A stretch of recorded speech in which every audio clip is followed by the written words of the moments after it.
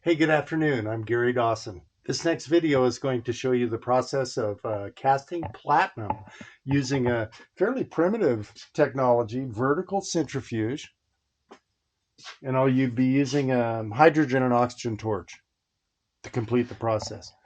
I really hope you enjoy the video. All right, this afternoon we're going to be using a vertical centrifuge to cast a platinum ring.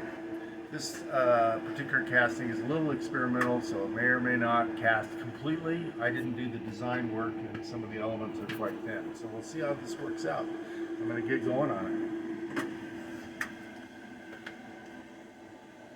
So we get the crucible out of the kiln, put it in the carriage, and now we're going to grab it's actually a flaskless casting process whereby the investment is not protected by a steel ring.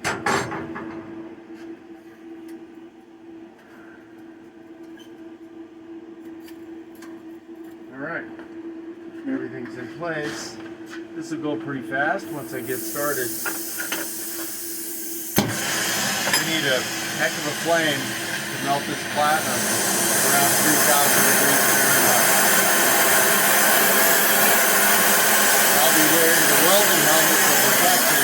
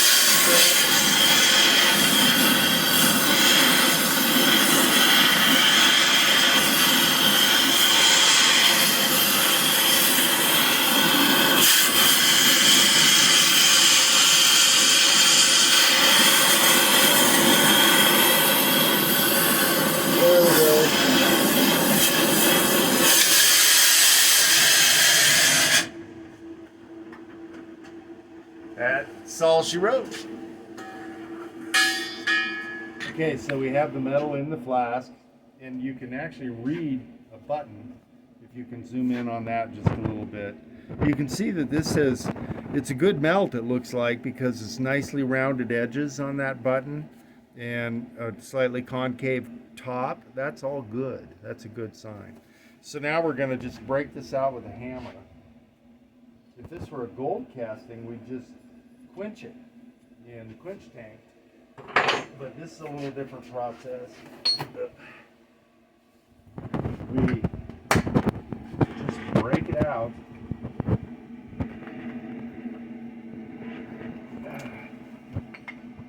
And yeah, it looks like it didn't fill. Looks like it didn't fill.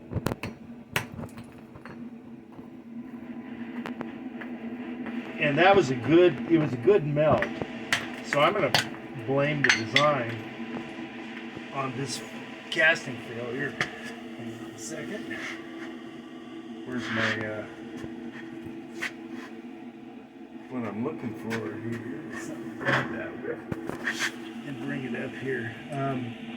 The thing is that you just can't do real thin elements with platinum.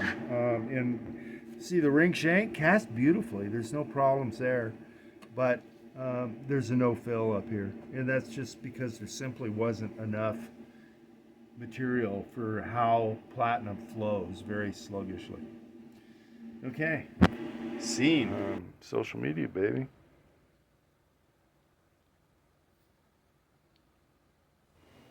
So after that failure, I went back into the source file and did some very slight modifications, thickened up a few of the elements that were too thin to really cast with my platinum process. And this time it came out perfectly. Hey, I hope you enjoyed the video and got a little bit out of it. If you liked it, even just a little bit, hit that like button. Give me the big thumbs up. And don't forget to subscribe if you'd like to see more content. Thank you very much.